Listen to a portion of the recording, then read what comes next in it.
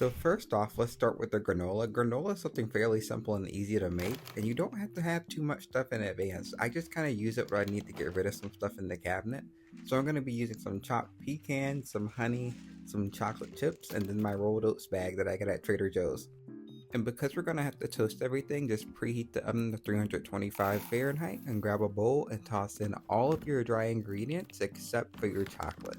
So with the chocolate, I normally put mine in here because I like when there's clusters of chocolate with all the pieces of the oats and the nuts surrounded. But if you don't like that and you want your chocolate to be more separated, put it in after baking. And then you can just set that to the side and we're gonna go ahead and melt the butter. Hey everybody, if you're new here, I'm Amari and I'm the chef of my friend group and I really like teaching other people how to cook at home. So if you ever just want to watch, need some ideas, or want to learn how to make something, I'm here twice a week. And now we're going to do about 2 tablespoons of honey and mix in some cinnamon because I love cinnamon and put it in almost everything. And then we're just going to pour the mix over everything and try to get everything soaked and make sure everything's wet. But if everything's still dry, I just normally add in a little bit of extra honey.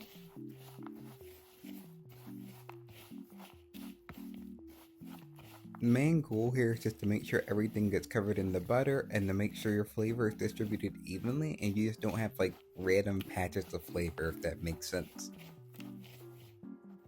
Like I was saying earlier, I really only make this when I need to get rid of things that are in my cabinet or if I just buy yogurt at the grocery store. I don't normally eat granola often enough to want to have it all the time, but sometimes I just have a lot of stuff left over from when I make oatmeal and this is a good idea. And then we're just going to put it in the oven, and when it comes out the oven, we're just going to stir it up and break it up. But you don't want to touch it or eat it until after letting it cool down completely because it doesn't get crunchy until the honey re-dries. But overall, granola is something that's really hard to mess up and is very flexible, so you can literally change these amounts to whatever you have on hand, as long as you have enough honey or butter to cover them. Then I just store it in an airtight container and eat it for like 2 weeks. Now I'm going to show you how to make a frittata. I'm going to use some mushrooms for mine that I had left from my soup video on here, and we're just going to soak those first in warm water. I had half an onion, I didn't know exactly what to do with, so I decided it would go in the frittata too, and we're just going to dice it up well and set it off to the side. And now that water is warm, I'm going to go ahead and start soaking my mushrooms. The mushroom stock that you get from dried mushrooms is some of the best I've had in my life and made me the best chicken and rice ever. But I'm going to go ahead and preheat the oven at 375, and we're just going to break up our 4 eggs.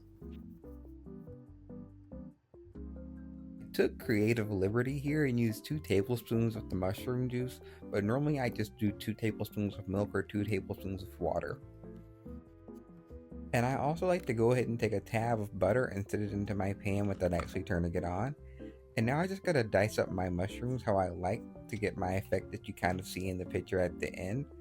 And if you're not using dried mushrooms, you don't really have to worry about any of this at all. Or at least the part about rehydrating them in hot water.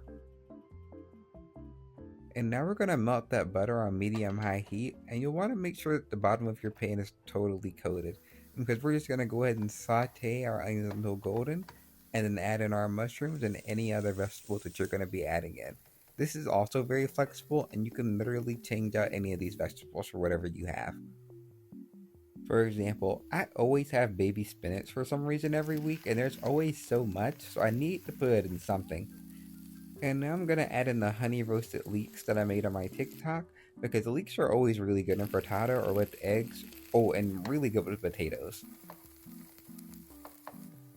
And now that everything's sauteed, we're just going to go ahead and put it into an oven safe pan and cover in our egg mixture fully and stick it straight into the oven for about 10 minutes. It's also very easy just to put the lid on and make this on top of the stove. I just don't like standing there.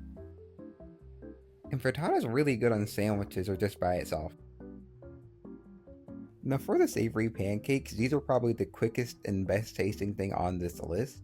So we're going to go ahead and just mix all of our dry ingredients together and go ahead and whisk them together very, very well.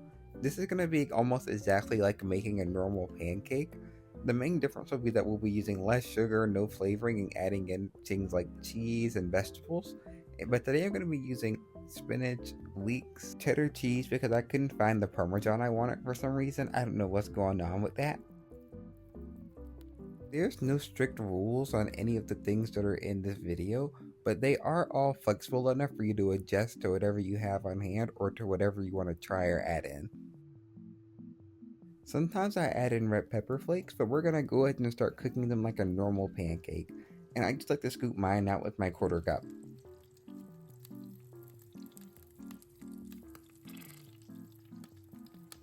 So we're gonna cook these on medium heat. And my hack is to put the lid on just to make sure all of my pancakes are extra fluffy. And as soon as those edges start to look crisp or set, we'll go ahead and flip them back over to the other side. And there we go. And don't forget to like and subscribe. I'll see you guys on Monday.